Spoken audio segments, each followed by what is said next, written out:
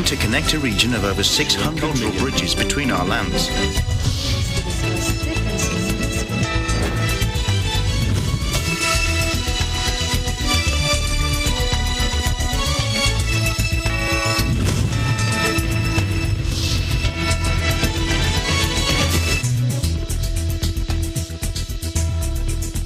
Hello, I'm Alma Angeles. Welcome to ASEAN in Focus.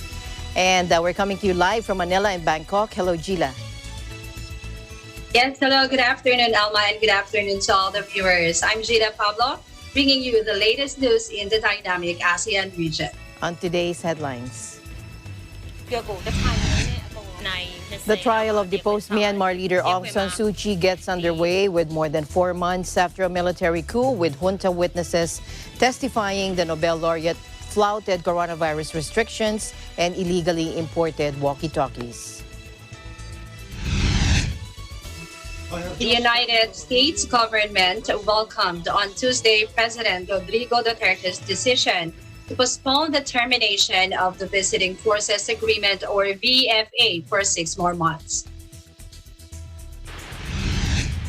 Ho Chi Minh City extends its social distancing rules by 2 more weeks. The Consulate General in New York begins its month-long celebration of Philippine Independence with a Terno and Barong exhibit.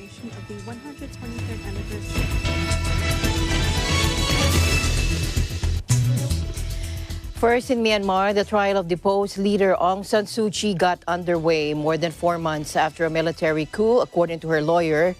Suu Kyi's defense team said the Nobel laureate was in good health but suffered from a toothache. Take a look.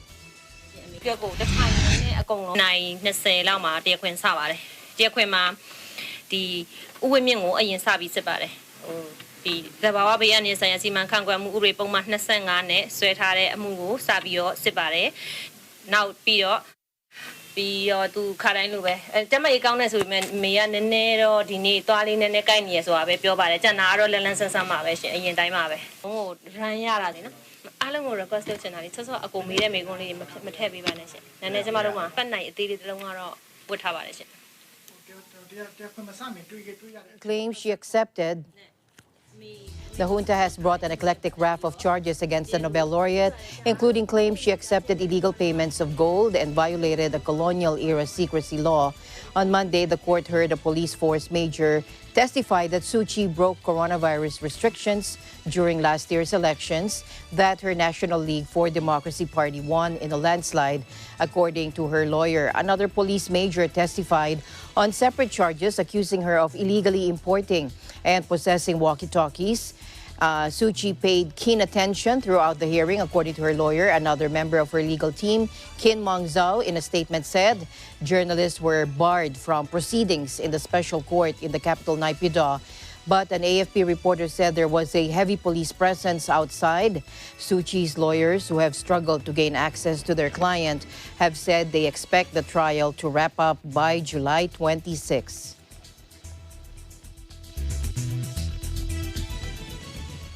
UN High Commissioner for Human Rights Michelle Bachelet on Friday warned that a further escalation in violence is unfolding across Myanmar and must be halted to prevent even greater loss of life and deepening humanitarian emergency. Reports indicate a military buildup, notably in Kaya State in the east and Chin State in the west of the country. Let's watch this.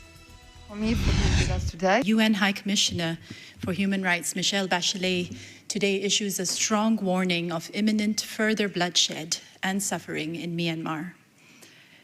The High Commissioner warns that a further escalation in violence is unfolding across Myanmar, and it must be halted to prevent an even greater loss of life and a deepening humanitarian emergency. Reports indicate that a military buildup, particularly in Kaya State in the east and Chin State in the west of the country. As we had feared, the armed conflict and other violence are intensifying in many parts of Myanmar, including Kaya State, Chin State, and Kachin State, with the violence particularly intense in areas with significant numbers of ethnic and religious minority groups. State security forces have continued to use heavy weaponry, including airstrikes, against armed groups and against civilians and civilian objects, including Christian churches.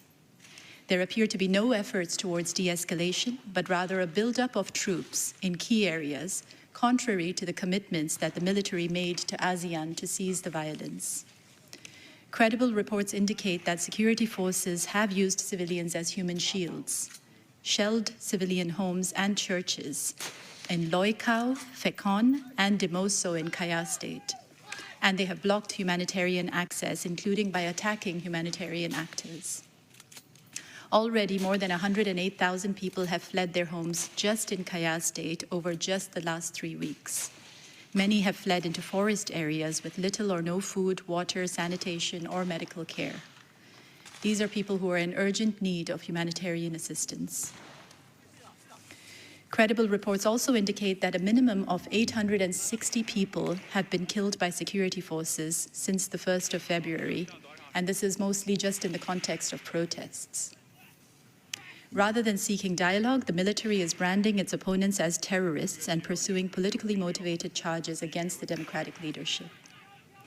In just over 4 months, Myanmar has gone from being a fragile democracy to a human rights catastrophe. In addition to the loss of life, people are suffering from severe impacts on their social and economic rights. The military leadership is singularly responsible for this crisis and must be held to account.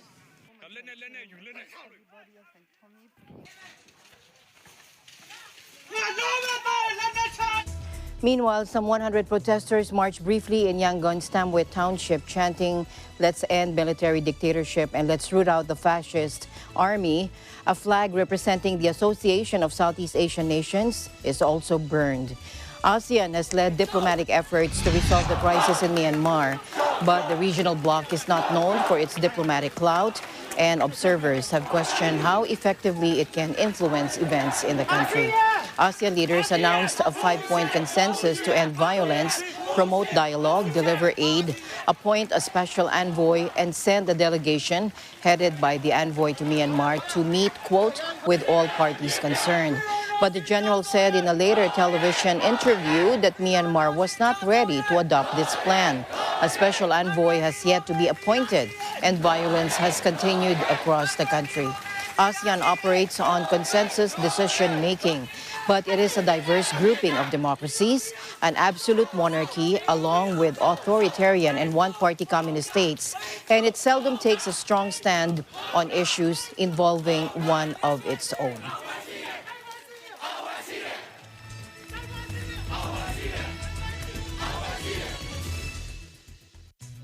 The UN improperly collected and shared data from more than 800,000 Rohingya refugees in Bangladesh, passing it on to the Myanmar, the country they fled, Human Rights Watch said Tuesday, urging an investigation. Over the past 3 years, the United Nations Refugee Agency has registered hundreds of thousands of Rohingya refugees in Bangladeshi camps, enabling Dhaka to provide them with identity cards needed to access essential aid and services. But according to a fresh HRW report, the refugees were generally not made aware that the data they were providing would also be used by the Bangladeshi government to submit details about them to authorities in neighboring Myanmar with a view to possible repatriation. The UNHCR refuted this, with spokesman Andrei Mahicek telling AFP that the refugee agency has clear policies in place to ensure the safeguarding of the data we collect when registering refugees all over the world. End of quote. HRW, however, said the refugees often likely did not understand that the data being collected, including photographs, fingerprints, and biographic data, could be shared with Myanmar. This, the report said, was particularly concerning in the case of the approximately 880,000 Rohingya refugees in Bangladesh, many of whom fled in a 2017 crackdown in Myanmar that UN investigators say amounted to genocide.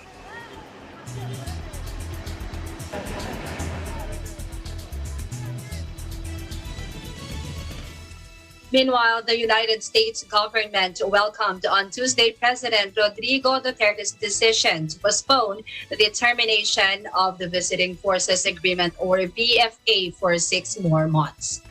Foreign Affairs Secretary Teodoro Locsin Jr., who announced the chief executive's decision on Monday night, however, did not elaborate what specific aspects of the deal are being studied. I have just come from a meeting with the President and Ambassador Jose Romualdez on the subject of the Visiting Forces Agreement. The President conveyed to us his decision to extend the suspension of the abrogation of the Visiting Forces Agreement by another 6 months, while he studies and both sides further address his concerns regarding particular aspects of the agreement. Thank you. In a statement sent to reporters, the U.S. Embassy in Manila said, I quote, "Our alliance continues to contribute not only to the security of our two nations, but also strengthens the rules-based order that benefits all nations in the Indo-Pacific," end of quote. The VFA, established in 1999, provides a framework for defense forces cooperation that allows joint exercises between the Philippines and the U.S. In February 2020, Duterte notified the U.S. that the Philippines would formally terminate the agreement. Following the coronavirus outbreak, the government in June 2020 suspended the abrogation for 6 months. It was postponed for the second time in November 2020 to allow both nations to find a more enhanced, mutually beneficial, mutually agreeable, and more effective and lasting arrangement on how to move forward in our mutual defense.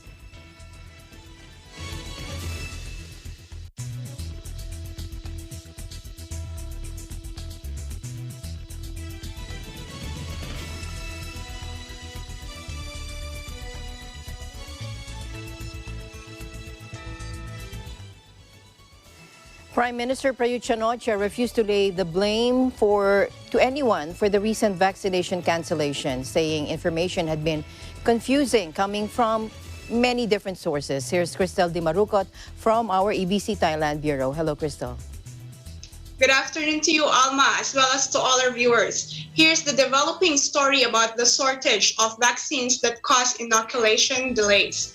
A number of public and private hospitals across the capital, as well as a number of hospitals in the provinces, have suspended vaccination appointments scheduled for this week. As Prime Minister Prayut Chan-o-cha spoke to reporters at Parliament on Monday, he declined to lay the blame for current vaccination postponement for individuals or state agencies, saying reports had been muddled by too many sources. Some have questioned the stop-start nature of the national vaccination program in some parts of the country over the past few days. General Prayut replied that he is not blaming anyone and that others may not have the same understanding of the issue because information is being passed through too many channels. He also added that he instructed the Center for COVID-19 Situation Administration, or CCSA, to reiterate this or his desire to balance current stocks according to demand and urgency. He also wanted to see appointment numbers aligned more closely with the concept of demand so fewer people would have their appointments canceled or to be turned away. He said, and I quote, "We may have the capacity to administer 100,000 doses in a single day, but where are the vaccines for appointments on other days?" End of quote. General Prayut said he did not expect any more significant hiccups and any such problems still exist. They will do some fine-tuning. The Premier reiterated that supplies are received in batches throughout the month and amounts are not uniform. According to the Prime Minister, the appointments will be organized from now on, based on the vaccines that arrived in each batch. His statements were made after numerous hospitals in Bangkok declared suspension of appointments this week because they ran out of supplies. A city resident who refused to be named said she and her husband arrived at a hospital in Lod Prao district on Monday afternoon, only to be told the schedule had been deferred. Another woman in her early 60s said that when she visited the same hospital on Sunday for a routine medical checkup, the staff there had reassured her vaccinations were going ahead as planned, only to find out less than 24 hours later that her appointment had been canceled. General Prayut, meanwhile, said those who book from the provinces via the more prompt application will be given priority because they made the appointments well in advance and have made travel plans. On Monday, Alma, the CCSA held a joint conference with Bangkok Governor Aswin Kwan Muang and Dr. Opes Karn Kawingpong, head of the Department of Disease Control or DDC, explained how the rollout is being managed. Both reiterated the aim was to procure enough vaccines for at least 70% of the population to have received both doses necessary for immunity by the end of the year. Based on the information given by Dr. Opes, as of June 13, 6.1 million shots had been administered, adding that 17% of the capital's residents have now had their first doses, and they included many key education personnel, public transport workers, and subscribers of the Social Security Fund. He added that the City Hall is continuing to receive regular supplies of vaccine from the Public Health Ministry. This update is from Bangkok Post. Back to you, Alma. Thank you very much, Cristel, for your updates there in Thailand. Stay safe. Thank you for your time. Thank you, Alma. Stay safe and healthy. Reporting live from Bangkok, Thailand. This is Cristel Nicole Di Marucat, and we live in interesting times. And we'll be back with more news here on ASEAN in Focus. Stay tuned.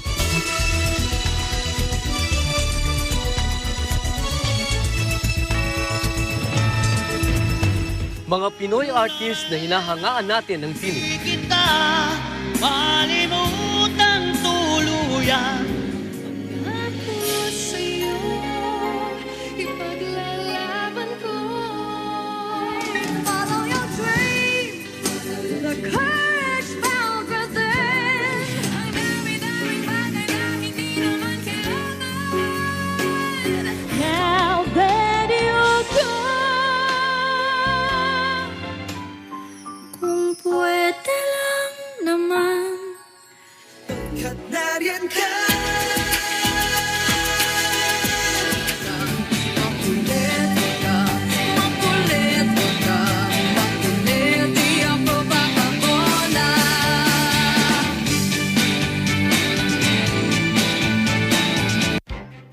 Events happen around us all the time, in our community, in our country, around the world. Events that affect people, move communities, or simply inspire us. Interesting events that people need to know. In these interesting times, we continue to be a competent partner in delivering news about these events.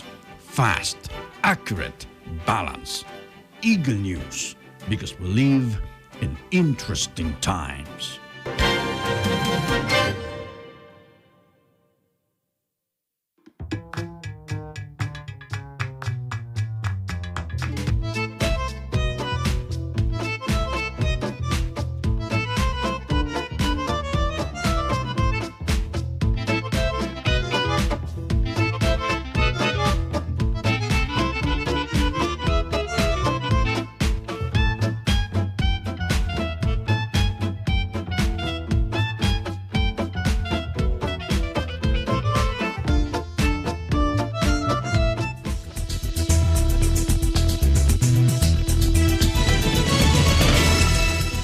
The National Capital Region Plus, or NCR Plus, composed of Metro Manila, Bulacan, Rizal, Laguna, and Cavite, will remain under general community quarantine until the end of this month. That according to President Duterte, and he announced this last night. In his weekly talk to the people, the president said Metro Manila and Bulacan would be placed under GCQ with some restrictions. Let's listen in. With community quarantine classification for June 16 to 30, 2021. The following areas will be under modified enhanced community quarantine until June 30, 2021.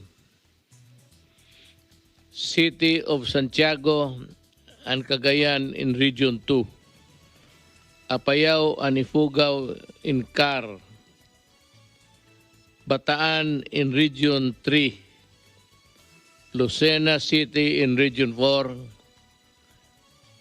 Puerto Princesa in Region 4B. Naga City in Region 5. Iloilo City and Iloilo in Region 6. Negros Oriental in Region 7. Zamboanga City, Zamboanga Sibugay, Zamboanga del Sur, and Zamboanga del Norte in Region 9.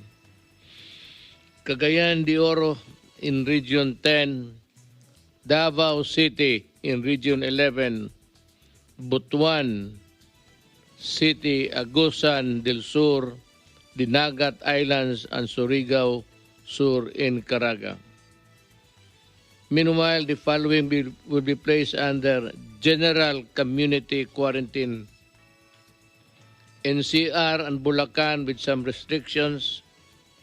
Rizal, Laguna, and Cavite in Region 4A with heightened restrictions.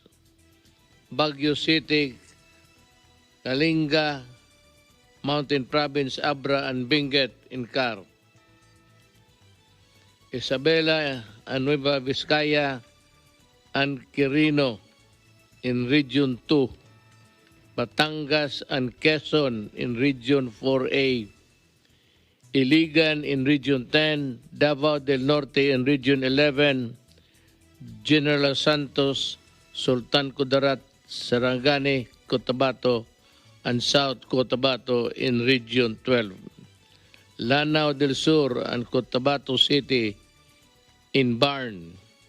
The rest of the Philippines will be under modified general community quarantine from June 16 to 30, 2021. That would be helpful. Opo, sa MECQ, 50% po ang alfresco dining. Ang indoor dining po natin ay hanggang 10% lamang. Ang outdoor sports po natin, courts or venues, ay hanggang 50% lamang. Ang contact sports, scrimmages, games, or activities, hindi po allowed. Ang indoor sports, courts, or venues, hindi po allowed. Ang indoor visitor or tourist attractions, libraries, archives, museum, galleries, hindi po allowed. Ang outdoor tourist attractions, hindi po allowed. Ang venues for meetings, incentives, conferences, and exhibitions, not allowed po. At ang personal care services, gaya po ng mga beauty salons, barbershop, beauty parlors, and nail spas, hanggang 30% lamang po. Yan po ay sa MECQ. Now, marami pong areas ang nasa GCQ. Pero meron pong heightened restrictions na pinataw sa Rizal, Laguna at Cavite, at sa NCR at sa Bulacan po, meron lang konti pong restrictions. Pero sa GCQ po, ang rule po natin, at ito po ay applicable sa 4 na syudad at 20 na mga probinsya. Sa GCQ po na ordinaryo, yung indoor sports and venues po na hindi allowed under MECQ, 50% allowed po. Yung indoor tourist attractions natin ay 50% allowed. Yung venues for meetings, conferences, and exhibition ay 50% allowed. Yung personal care services, salons, parlors, beauty clinics, umakyat po to 50%. Yung outdoor tourist attractions ay 50% allowed. At yung indoor dining ay 50% allowed. Yung mga religious activities and wake services, weddings, baptism, nasa MECQ po ay 10% lamang. 30% na po sa GCQ at ang LGU po pwede pong itaas hanggang 50%. Now, doon naman po para po sa lugar ng Rizal, Laguna, and Cavite, ang pagkakaiba po sa ordinaryong GCQ ay kakaunti lang naman po. No? Ang pagkakaiba po ay unang-una, yung indoor dining po ay 30%, hindi po 50%. No? At yung mga religious activities, pareho din naman po. No? Sa pagkakaiba lang, yung indoor dining. At dito po sa Metro Manila at ang Laguna, dahil mas mababa pong GCQ yan, GCQ nga po siya pero binago lang po ng konti yung pagdating po sa mga gyms, no? Ang gyms po natin ay ang pinagkasunduan po ay 30% sa gyms, pero po pwedeng additional 10% kung meron pong safety seal na tinatawag. So, yun naman po yung, at saka dun sa dine-in po sa Metro Manila ngayon, ay ang indoor dining 30% po, pero po pwedeng karagdagang 10% kapag meron pong safety seal.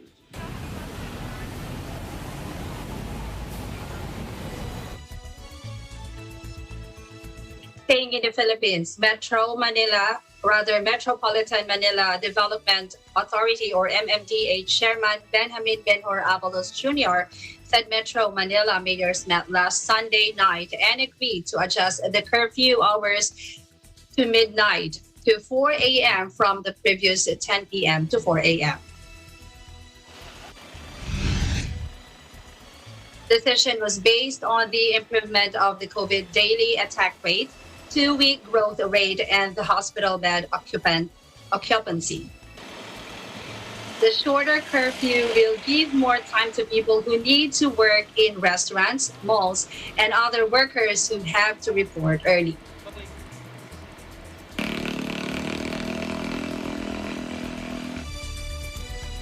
And staying in the country, President Duterte on Monday directed the Philippine National Police, Department of Tourism, and all local government units to enforce stringent compliance of protocols for local tourism and arrest those who present fake negative COVID-19 test results. In a public address on Monday night, the President told government agencies not to be afraid to file sanctions against travelers presenting falsified coronavirus test results following recent reports of tourists arriving in various parts of the country, most notably in Boracay, were caught with fake reverse transcription, polymerase chain reaction tests.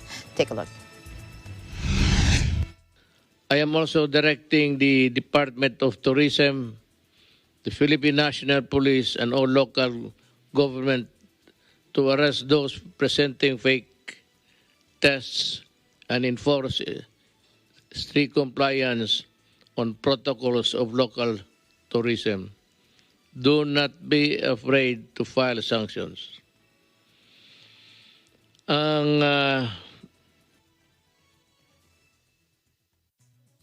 June 9, 4 more tourists bound for Boracay Island in Malay, Aklan were caught with counterfeit coronavirus tests and QR codes at Tabon Port in Katiklan. Before a tourist can secure the QR code, they first have to comply with the requirements to include negative RT-PCR results taken 72 hours before travel, hotel reservation from establishments accredited by the DOT, travel details, government-issued ID, and registration with the S-Pass, Safe, Swift, and Smart Passage online travel system.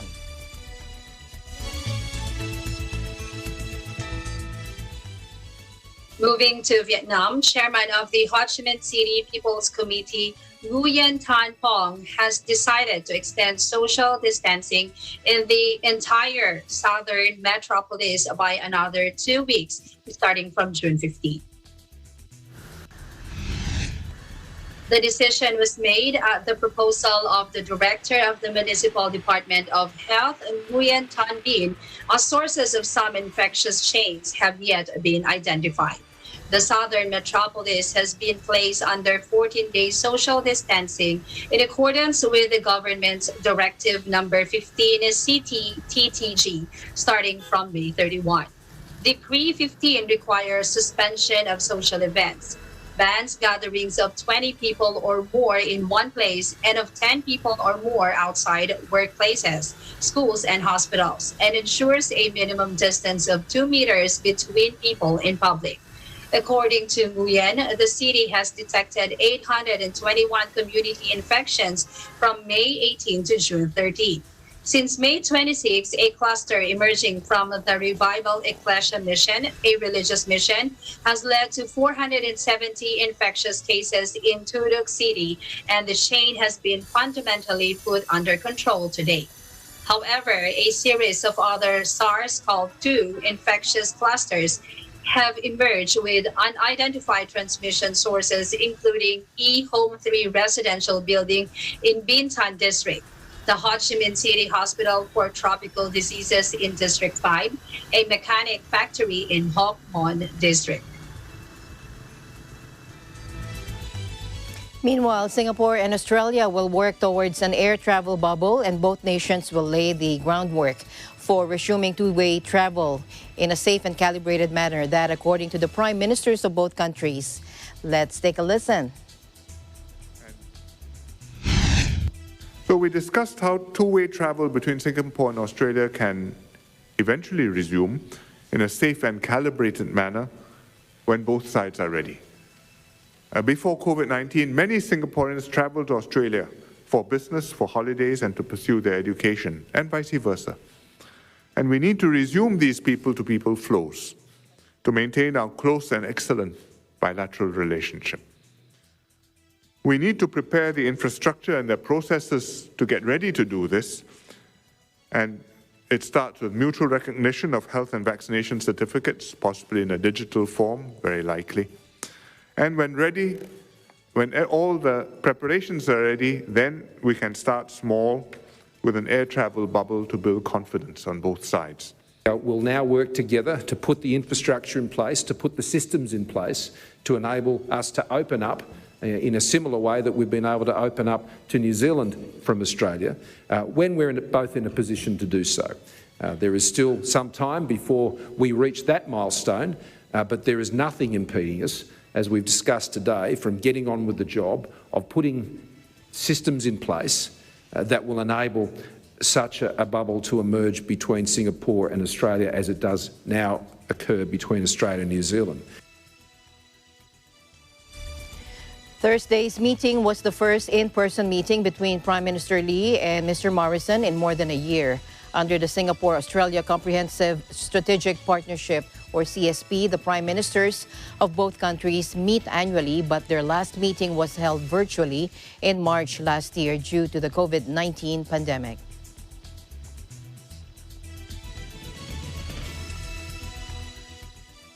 Both markets were mixed in Asia on Tuesday as traders struggled to track a record-breaking day on Wall Street, with the Federal Reserve's next policy meeting later this week in focus. With coronavirus vaccines rolling out and businesses reopening in many countries, investors are broadly upbeat about the outlook for the global economy, while fears have eased that unexpected spike in inflation will force central banks to taper their ultra-loose monetary policies. The release of the data last week showing U.S. consumer prices jumped far more than forecast was taken in stride, suggesting a growing acceptance on the Fed's insistence that spikes were to be expected owing to last year's low base of comparison and supply bottlenecks, among other things. Shanghai, Seoul, Manila, and Jakarta also slipped, though there were gains in Tokyo, Sydney, Singapore, Wellington, and Taipei.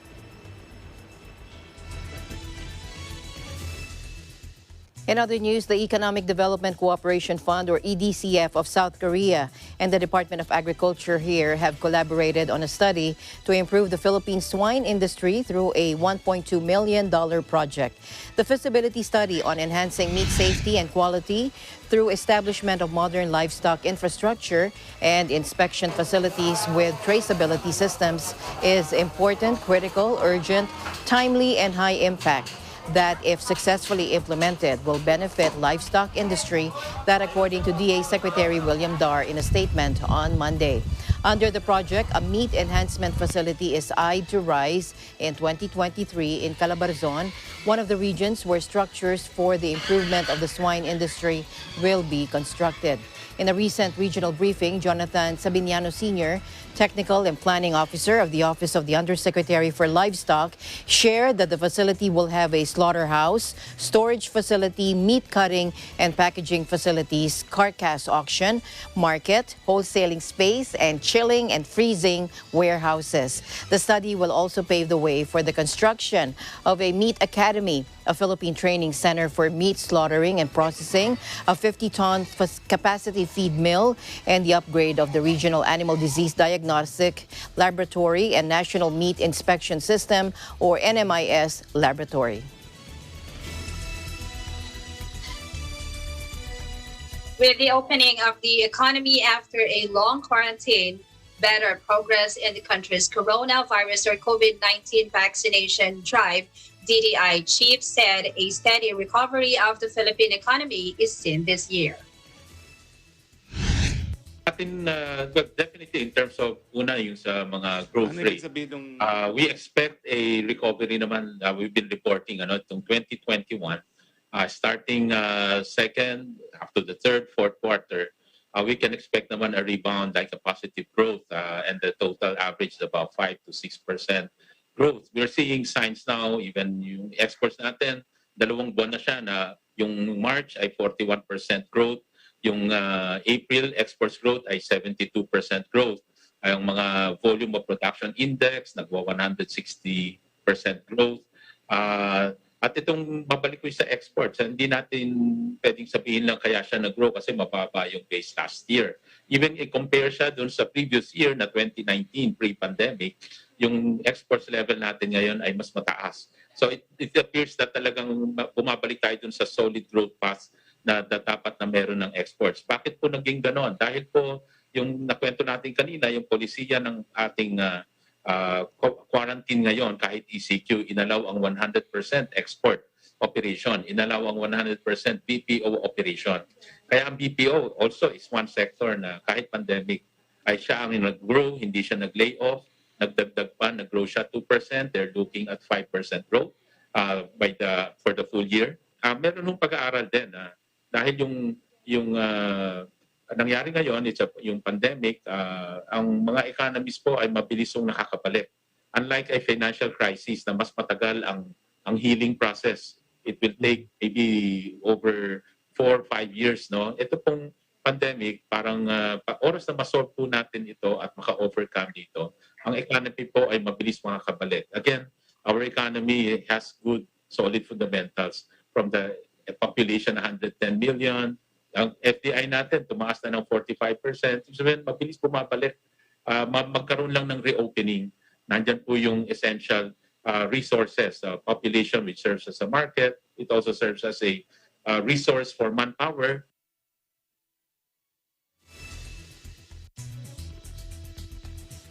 In other news, 2 Javan rhinoceros calves have been spotted at an Indonesian national park, offering a rare sighting of one of the world's most endangered animals or mammals.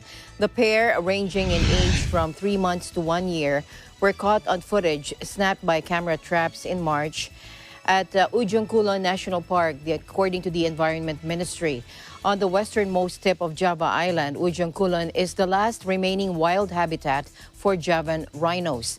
After years of population decline, there are believed to be just 73 of the rare animals at the sanctuary, which comprises some 5,100 hectares of lush rainforest and freshwater streams.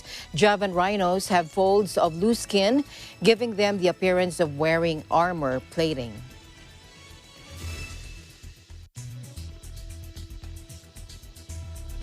Stay tuned for more news. Alma and I will be back after this break.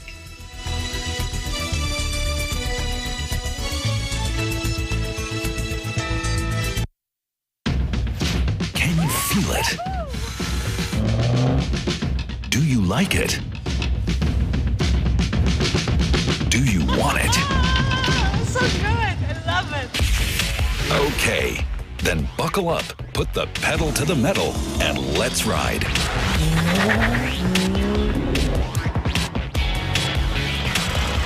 Rev.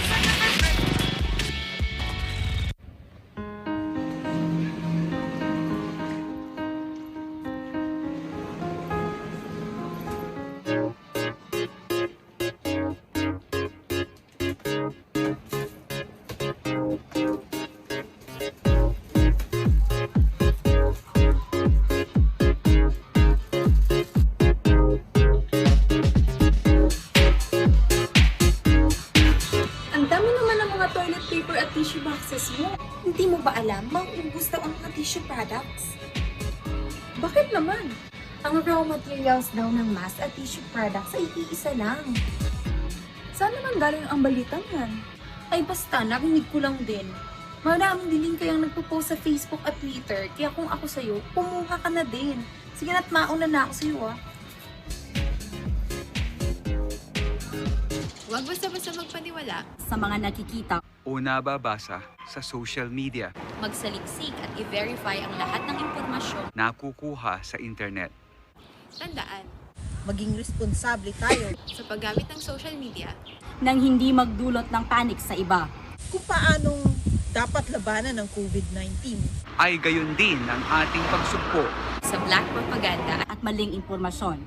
Dennis Lu, Lou Omelda, Vivian Alpartosa, Tyranel Pililu, Hannibal Arevalo, EBC, Japan, Euro. We live in interesting times. Ang trabaho naman talaga ng maritime group ng PNP is to enforce the maritime laws. Tayo lang yung stricto, pero in other parts of the country, pwede na naman ang tourism. Definitely, we are ready to respond to a possible spike. Sapagkat ang aming intensyon ay makatulong lang sa mga tao na wala talagang magamit na gamot. 92 voted for this resolution, which will make it stronger, calling on the Justice Department to come up with more stringent ways to be able to avert these hate crimes against Asian Americans. Mas marami po tayong magagamit ngayon na mga tools or mga equipment. Maraming salamat, Weng, at sa buong puwersa ng Balitalakayan sa pagkakataong ito. Tatalakayin ang mga pangunahing balita live sa teleradyo ng Net25 at Radyo Aguila DCEC 1062. Kasama si Weng de la Fuente sa Balitalakayan. We live in interesting times.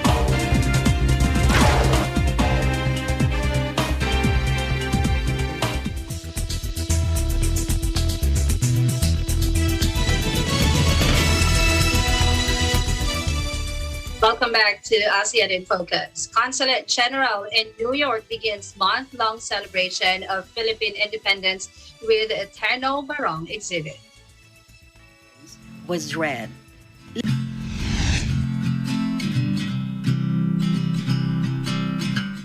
That is the House of Philippine History, home to the Aguinaldo Shrine or the Museum of President Emilio Aguinaldo in Kawit, Cavite, the Philippines.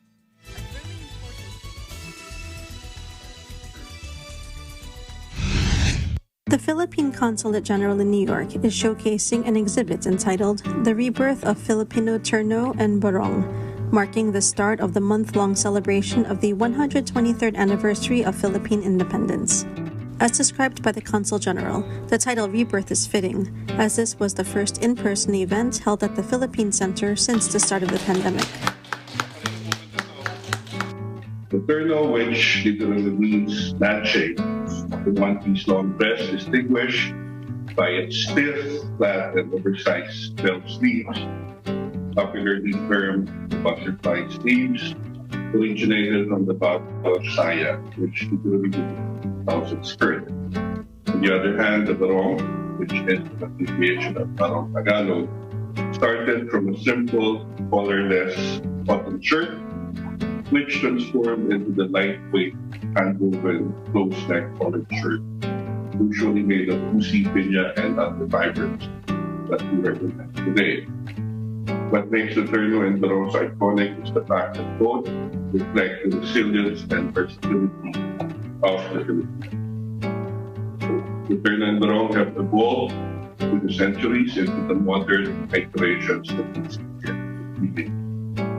And as the Filipino has achieved the stature of being the quintessential global citizen, we will definitely see the Terno and Barong continue to be redesigned and reimagined through the years. The curator discussed the journey of the Terno and Barong in Philippine history. He said, in particular, he wanted children to see this collection so they can feel proud of their heritage. The rebirth of this Terno and Barong really inspired me because of the young and the children, and because I feel that, sometimes we lost touch in bringing all our kids to showcase this kind of exhibit. And it's very important that we always pass on to our children what we have learned. Terno is come from Barot Saya, as we all know.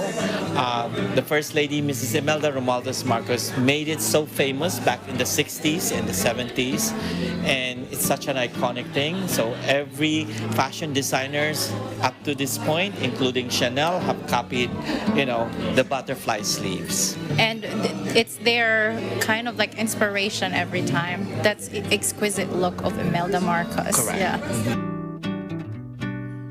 The curator also spoke to us on why he selected some pieces for this exhibit. This is more on a traditional and more authentic barong, as you notice it. That's why I put this in the very front, because this is made of piña/husi, so it's a very delicate fabric. This was embroidered in Laguna, and if I turn the mannequin in this part, it's more interesting because the back of this has more detailed. But this is my favorite one, very authentic. It's more classy and it represents the Philippines very well. The reason I like this one is one of my favorite terno, owned by my no other friend, Tita Avi Pimo, one of the iconic women here in New York. And when I met her almost 20 years ago, I always loved the way she dressed. So for me, this represents very well the ocean, and at the same time the coral reef of the Philippines, especially the Palawan and all of that. This is the best terno here tonight because it's very wearable and it's lightweight and you can move wherever you want to go, so it's easier. For award-winning designer Ia Ferroni, she shared why it is important for her to continue introducing Filipino products to the market. For me, I always elevate the Filipino products. I always try to bring any Philippine-made products also to the global market and mainstream America for them to know how beautiful the craftsmanship of Filipinos. It's just up to us to bring it out there. And that's what I'm trying to do. The exhibit will run through the end of June. From the Philippine Center in New York, this is Joanne Soriano, Eagle News. We live in interesting times. Meanwhile, EBC Europe Bureau's Malu Francisco brings us to the Aguinaldo Shrine, where the Philippine Independence was first declared on June 12, 1898. In her video report, she gives us a more detailed story of the declaration of the Philippine Independence 123 years ago, as she gives us a virtual tour of this historic home in Kawit, Cavite. Take a look.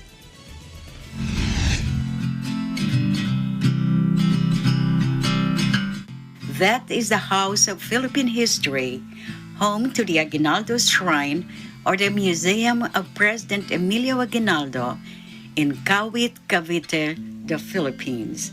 A very important date in the history of the Philippines, June 12, 1898. The place, Kawit, Cavite.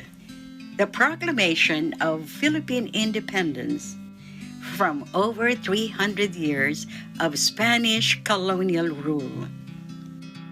Historical records say that the ceremony took place between 4 and 5 o'clock in the afternoon, Philippine time of June 12, 1898. From this house, from one of its windows, the Declaration of Philippine Independence was read. Later in 1900s, Aguinaldo had the window expanded to include a balcony. Meanwhile, the Declaration of Independence, written in Spanish, was read by its author Ambrosio Rianzares Bautista. A native of the province of Laguna, he was also an active revolutionary. The Philippine flag was officially displayed in public while the Philippine national anthem was being played. The historic occasion also marked the official public display of the Philippine flag. Before June 12, the flag was first flown in the Battle of Alapan, Imus, Cavite on May 28, 1898. Some facts about the Philippine national anthem. Professor Julian Felipe composed the music. In less than a week, the work was completed. During the proclamation, the marching band of San Francisco de Malabon, now General Trias, played the national anthem. A year later, Lyrics were adapted from the Spanish poem Filipinas, written by Jose Palma. About the president of the First Philippine Republic, Emilio Aguinaldo Infante was born in this ancestral house on March 22, 1869. Aguinaldo donated his home to the Philippine government to keep the spirit of the Philippine Revolution that helped end the Spanish colonial rule of over 300 years. Fortunately, before the COVID-19 pandemic that began in 2020, my family and I visited the Aguinaldo Museum in Cavite, and it was a great learning experience for us, especially for someone like Marie, who was born and raised outside the Philippines. Hi guys, I'm Marie Francisco, and right now we are at Cavite. We're visiting the ancestral home of General Aguinaldo. So let's see what his home has to offer to the history of the Philippines. The museum is found on the ground floor. Get to know the President of the First Philippine Republic and the events leading to the proclamation of Philippine Independence. On the second floor are the different rooms, pieces of furniture during Aguinaldo's time, wood carvings that showcase the Filipinos' artistic talents, and photographs, many of which you'll be seeing for the first time.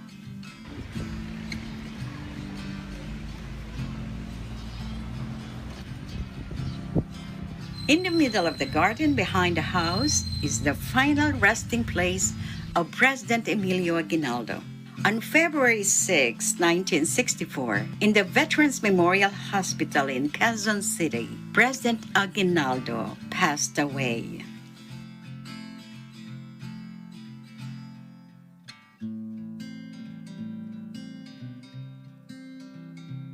Happy greetings to everyone celebrating the 123rd anniversary of Philippine Independence. In the Netherlands, Marilu Francisco, we live in interesting times.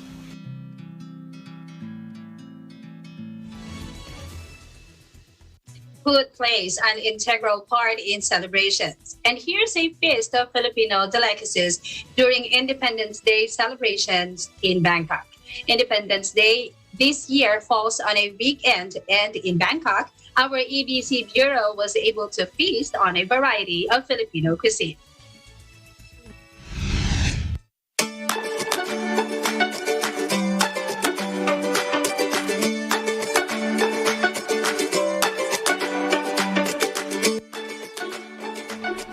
Mabuhay! Today marks the 123rd Philippine Independence Day. Wherever we are in the world, celebration is not complete without food.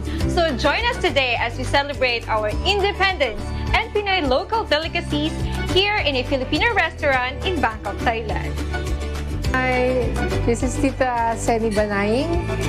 I'm a Filipino married to Thai for over 40 years. We welcome you to our Viva Pilipinas. And today is our Independence Day, 123rd Independence Day. We have a small gathering. Not actually gathering, it's a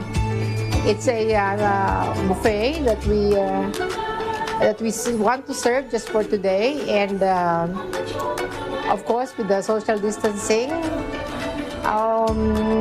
What can I say about Filipino food? It's something that we always crave because we're away from home, and this is the way by which we can reach our community, just to feel like we're at home. And so we want also the other members of the community, not just the Filipinos, to be able to taste our food, because our food is entirely different from what is common in Thailand.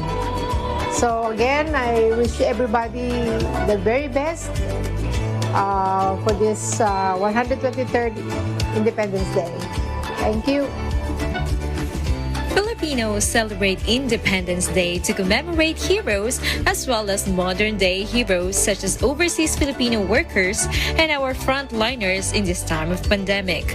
Since most of us can't travel back to Philippines yet due to restrictions, our taste buds will take us home. It's such a comfort to eat home-cooked meals with friends, and it brings back good old memories with family way back home.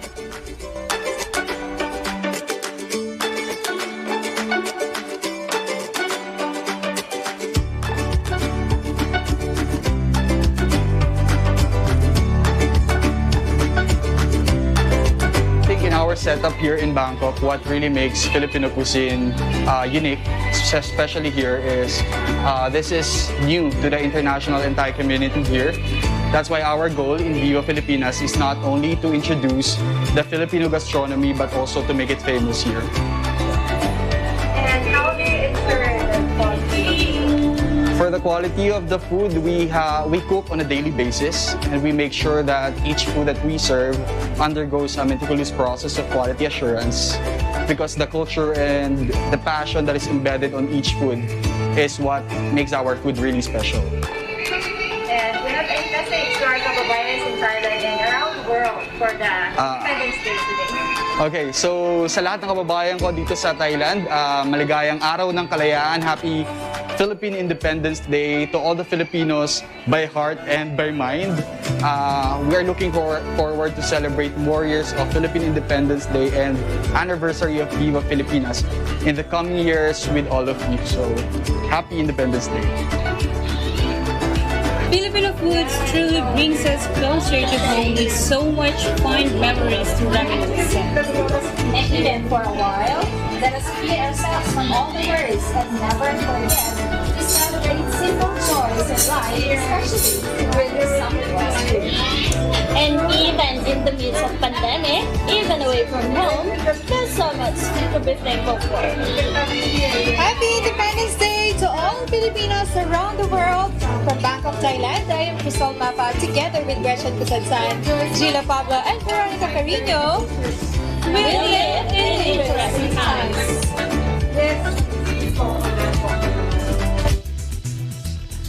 All right. Thank you, Gila, for that feature. I hope you enjoyed your lunch. Yes, we did, Alma. We really enjoyed it very much, especially the moment with friends. That's the best part of it, Alma. That's true. Were there many people inside the restaurant? Not really? Not much, Alma. And then they also have to think about the government's restriction. Yeah. That's why they just maintained the number of people to be in that place during that time. And also they ask us to maintain the social distancing as much as possible. That's good. Thank you very much, Gila, for keeping me company today. You're very much welcome, Alma. And thank you also to all our viewers. And that's it, the latest news in the ASEAN region. Thank you for joining us today here in ASEAN in Focus. I'm Gila Pablo, reporting live from Bangkok, Thailand. We live in interesting times. We'll see you back tomorrow. I'm Alma Angeles. We live in interesting times.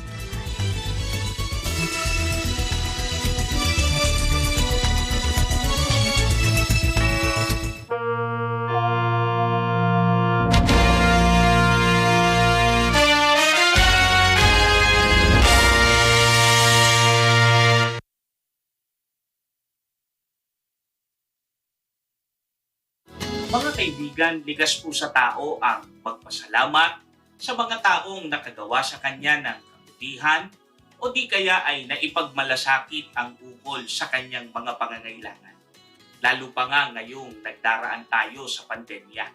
Subalit, sino po kaya ang higit